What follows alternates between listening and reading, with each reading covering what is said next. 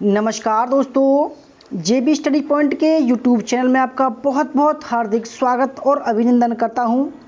दोस्तों, NTA UGC net paper 1 का दोस्तों ये जो आज का टॉपिक है हमारा, अनुसंधान क्या है, उसके महत्व, उसके तत्व, नैतिकता और उसके उद्देश्य। दोस्तों, शोध यूनिट का जो हमारा सेकेंड यूनिट है पेपर 1 का, उसका निचोड़ है। तो शोध में 10 नंबर पक्के कर लो आप। ठीक है, मैं बता रहा हूँ बहुत ही शानदार तरीके से, बहुत ही सिंपल तरीके से मैंने ये वीडियो बनाई है। दोस्तों, हमारा नाम देख सकते हैं आप, देव कुमार, पीएचडी इतिहास, 1 बार जेआरएफ, 4 बार नेट पास। हमारा नंबर 8755475312। दोस्तों, अगर आप हमारे चैनल पर नए हैं और आपने अभी तक हमारा चैनल सब्सक्राइब नहीं किया, प्लीज़ सब्सक्राइब कर लीजिए। उसके पास में जो बेल आइकन है उसको प्रेस कर लीजिए, जिससे कि आने वाली नई वीडियो का नोटिफिकेशन आपको पहले ही मिल सके। वीडियो को लाइक और शेयर ज़रूर कीजिएगा। तो ये शुरू करते हैं। तो सबसे पहले हम बात करते हैं अनुसंधान क्या है, व्हाट इज़ रिसर्च। ठीक है, तो अनुसंधान व्यापक अर्थ में अनुसंधान या रिसर्च किसी भी क्षेत्र में ज्ञान की खोज करना या विधिवत गवेषणा करना होता है। वैज्ञानिक अनुसंधान में वैज्ञानिक विधि का सहारा लेते हुए जिज्ञासा का समाधान करने की कोशिश की जाती है।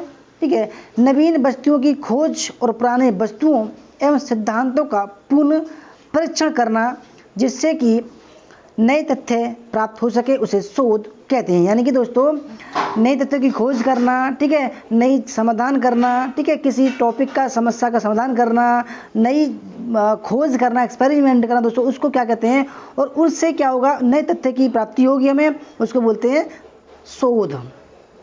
ठीक है, शोध उस प्रक्रिया अथवा कार्य का नाम है जिसमें बोधपूर्वक प्रयत्न से तथ्यों का संकलन कर सूक्ष्मग्राही एवं विवेचक बुद्धि से उसका अवलोकन, विश्लेषण करके नए तथ्यों या सिद्धांतों का उद्घाटन किया जाता है। तो अनुसंधान के चक्र क्या होते हैं। ठीक है, अनुसंधान चक्र वैज्ञानिक विधि के कुछ अवयव जिन्हें एक चक्र के रूप में व्यवस्थित किया गया है को दर्शाता है कि अनुसंधान एक चक्रीय प्रक्रम है। अध्ययन से दीक्षित होकर शिक्षा के क्षेत्र में, ठीक है, जो अध्ययन है यानी कि जो हम पढ़ते हैं, उससे दीक्षित होकर शिक्षा के क्षेत्र में कार्य करते हुए शिक्षा में या अपने शैक्षिक विषय में कुछ जोड़ने की क्रिया अनुसंधान कहलाती है। पीएचडी या डीफिल या डीलिट या डीएसडीसी जैसी शोध उपाधियाँ इसी उपलब्धि के लिए दी जाती हैं। इनमें अध्येता से अपने शोध से ज्ञान के कुछ नए तथ्य या आयाम उद्घाटित करने की अपेक्षा की जाती है। दोस्तों, जो पेपर फर्स्ट है का जो रिसर्च है वो पीएचडी पर फोकस होता है। ठीक है, इसलिए पीएचडी और डीफिल, डीलिट और डीएससी दोस्तों वो इसलिए ये दी गए हैं। शोध अंग्रेजी शब्द रिसर्च का पर्याय है, किंतु इसका अर्थ पूर्ण खोज नहीं है, अपितु गहन खोज है। इसके द्वारा हम कुछ नया आविष्कृत कर उस ज्ञान परंपरा में कुछ नया अध्याय जोड़ते हैं। तो शोध के अंग क्या है। ठीक है, शोध के अंग है ज्ञान क्षेत्र की किसी समस्या को सुलझाने की प्रेरणा, ठीक है, प्रासंगिक तथ्यों का संकलन, विवेकपूर्ण विश्लेषण और अध्ययन, परिणाम स्वरूप निर्णय। ठीक है दोस्तों, ये शोध के अंग हो गए, इसलिए हम शोध करते हैं। अनुसंधान प्रक्रिया के चरण। ठीक है, तो शोध एक प्रक्रिया है जो कई चरणों से होकर गुजरती है। शोध प्रक्रिया के प्रमुख चरण ये हैं। पहला, अनुसंधान समस्या का निर्माण। दूसरा, समस्या से संबंधित साहित्य का व्यापक सर्वेक्षण। तीसरा है साहित्य परिकल्पना या हाइपोथेसिस का निर्माण। तो क्योंकि चरण जो होते हैं, क्योंकि जैसे आप पीएचडी में आए, ठीक है, तो सबसे पहले दोस्तों क्या होता है, पीएचडी के लिए एक टॉपिक जिसको बोलते हैं समस्या। यार समस्या, किस समस्या पर पीएचडी करोगे उसको बोलते हैं समस्या का निर्माण करना, टॉपिक का चयन करना, सिलेक्शन ऑफ टॉपिक। ठीक है, उसके बाद दोस्तों समस्या से संबंधित साहित्य का व्यापक सर्वेक्षण करते हैं। फिर हम क्या करते हैं, हाइपोथेसिस, परिकल्पना, भवन निर्माण की जो नींव होती है उसको तैयार करते हैं। ठीक है, और उसके बाद में शोध की रूपरेखा तैयार करते हैं।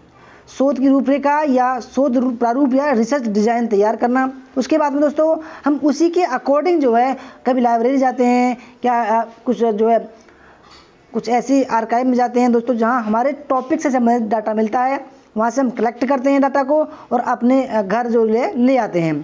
ठीक है, तो आंकड़ों एवं तथ्यों को संकलन करते हैं, संकलन माने इकट्ठा करना। उसके बाद में दोस्तों उस आंकड़ा जो हम तथ्य लाए हैं या कुछ टॉपिक लाए हैं छांट कर आर्काइव से, नेशनल लाइब्रेरी से, तो उसको क्या करते हैं, विश्लेषण करते हैं। ठीक है, विश्लेषण, आंकड़ों तथा तथ्यों का विश्लेषण और उनमें निहित सूचना, पैटर्न, रहस्य का उद्घाटन करना। ठीक है, तो उसके बाद में प्राकल्पना की जांच करते हैं। ठीक है, सामान्यीकरण, जनरलाइजेशन। दोस्तों सामान्यीकरण होता है जैसे कि, ठीक है दोस्तों, जैसे हिस्ट्री में बताऊं मैं या किसी भी सब्जेक्ट में बताऊं, जैसे हिस्ट्री में एक युद्ध है 1526 में बाबर और इब्राहिम लोदी के बीच में दोस्तों पानीपत का प्रथम युद्ध हुआ। ठीक है, सभी इतिहासकार उसको मानेंगे, या ये दोस्तों सभी इतिहासकारों का मत है वो 1526 में हुआ था।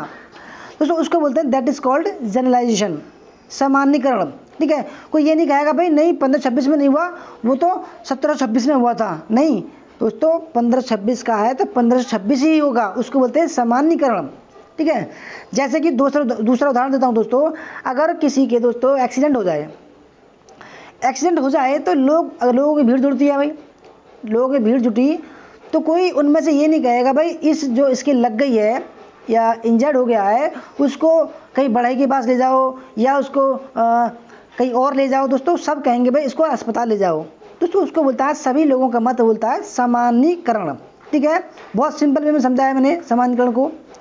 उसके बाद शोध प्रतिवेदन, रिसर्च रिपोर्ट तैयार करना या निष्कर्ष। ठीक है, अब उसके बाद में दोस्तों समस्या या प्रश्न, यानी कि जब हम शोध करने चाहते हैं या पीएचडी करना चाहते हैं दोस्तों, सबसे पहले समस्या या प्रश्न क्या होता है, किस टॉपिक पर हम पीएचडी करेंगे। तो शोध करने के लिए सबसे पहले किसी समस्या या प्रश्न की आवश्यकता होती है। हमारे सामने कोई समस्या या प्रश्न होता है जिसके समाधान के लिए हम शोध की दिशा में आगे बढ़ते हैं। इसके लिए शोधार्थी में जिज्ञासा की प्रवृत्ति का होना आवश्यक है, यानी कि वो करना चाहता है या नहीं, रुचि है या नहीं है। किसी विशेष ज्ञान क्षेत्र में शोध समस्या का समाधान या जिज्ञासा की पूर्ति में किया गया कार्य उस विशेष ज्ञान क्षेत्र का विस्तार करता है। इसके साथ ही शोध से नए नए शैक्षिक अनुशासनों का उद्भव होता है जो अपने विषय क्षेत्र की विशेषज्ञता का प्रतिनिधित्व करते हैं। दोस्तों समझ में आ रही है बात, इतनी सिंपल वे में समझा रहा हूँ दोस्तों मैं। अब देखते हैं अनुसंधान के प्रकार, टाइप ऑफ रिसर्च। शोध कार्य संपन्न करने हेतु विभिन्न प्रणालियों का प्रयोग किया जाता है, अतः शोध के कई प्रकार होते हैं, जैसे कि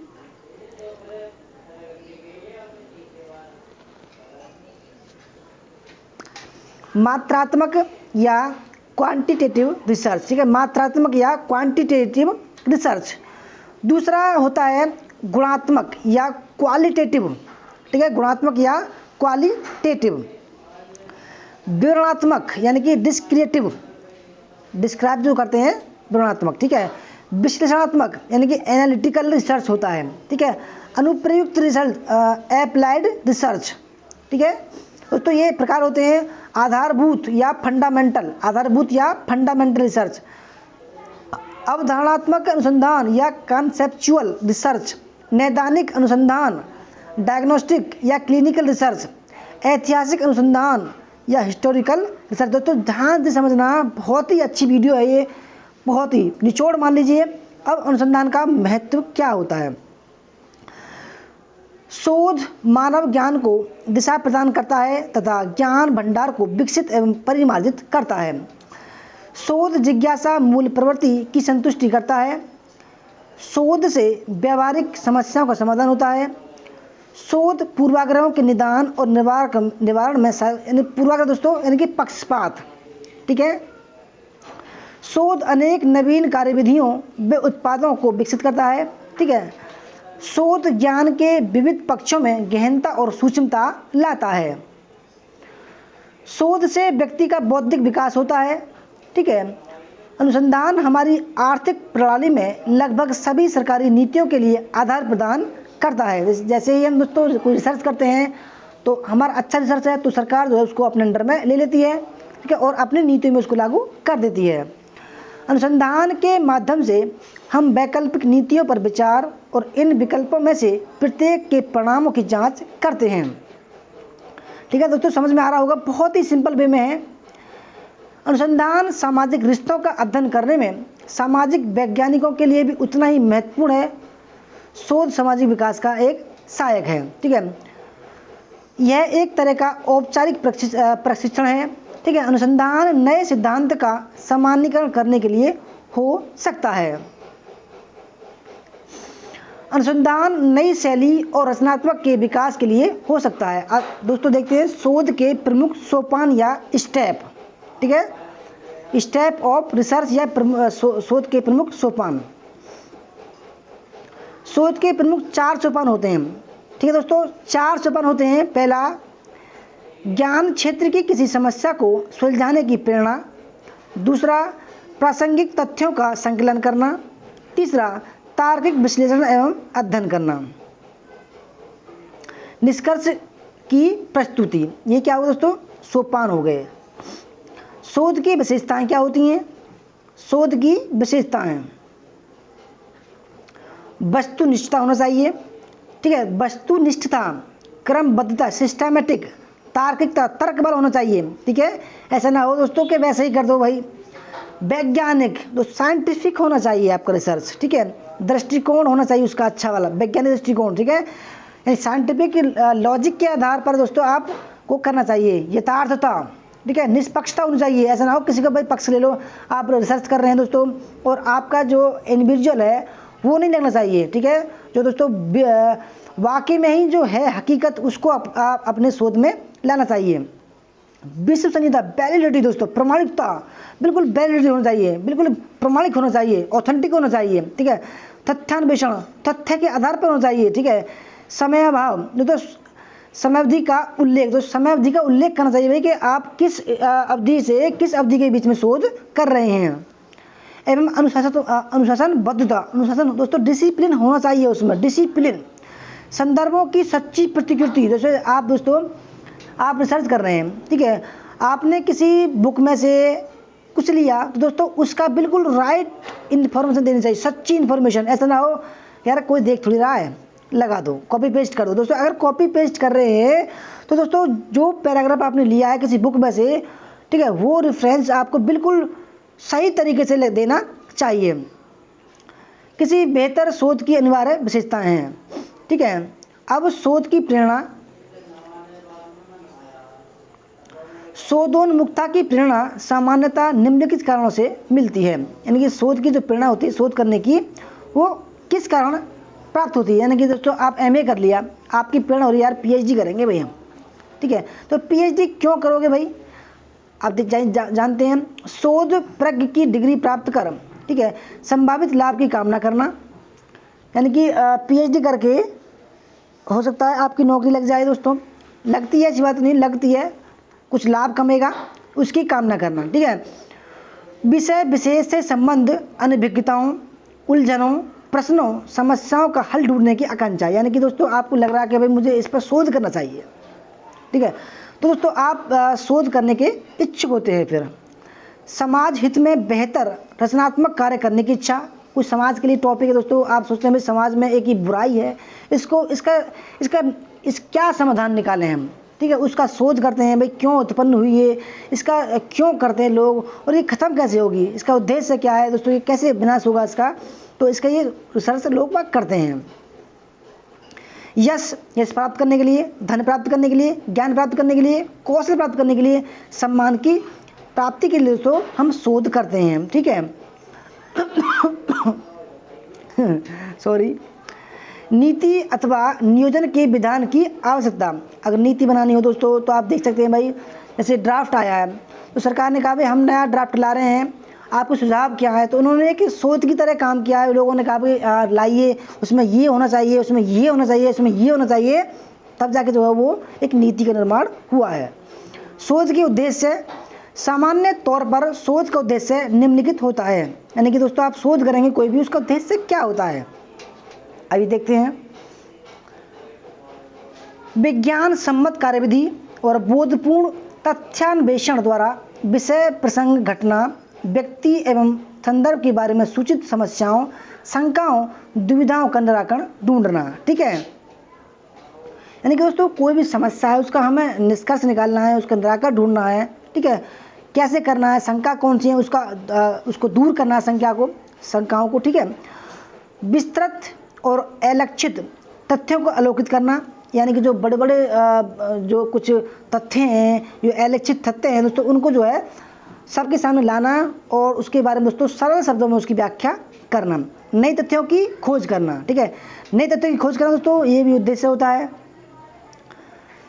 लक्षित विषय, वस्तु, घटना, व्यक्ति, समूह, स्थिति का सही विवरण जुटाना, ठीक है, इसलिए भी शोध करते हैं हम। जैसे मिड डे मील का हम करने लगे हैं, ठीक है, और दोस्तों जाति के ऊपर करने लगे हैं, मिड डे मील के ऊपर करने लगे हैं, ठीक है, और जो है शोध हो रहे हैं दोस्तों, जैसे कोविड-19 चल रहा है, कोरोना वायरस चल रहा है, उसके ऊपर शोध करने लगे हैं, ठीक है। तो ये शोध की कुछ ऐसे होते हैं भाई समस्या। संकलित सामग्रियों का अनुशील विश्लेषण करना, उनके अनुषंगिक प्रकरणों से परिचित होना, एकाधिक प्रसंगों के साम्य वैषम्य का बोध प्राप्त करना भी जो है शोध के लिए दोस्तों उसके महत्व होते हैं, उद्देश्य। रिसर्च अप्रोच, ठीक है, शोध दृष्टिकोण या रिसर्च अप्रोच, शोध के दौरान अपनाए जाने वाले दृष्टिकोण निम्नलिखित हैं, जैसे कि मात्रात्मक क्वांटिटेटिव दृष्टिकोण, ठीक है, अनुमानित दृष्टिकोण, ठीक है, अनुकरण दृष्टिकोण या सिमुलेशन, ठीक है, प्रयोगात्मक दृष्टिकोण और गुणात्मक दृष्टिकोण। दोस्तों ये कुछ दृष्टिकोण होते हैं, रिसर्च अप्रोच होते हैं, ठीक है।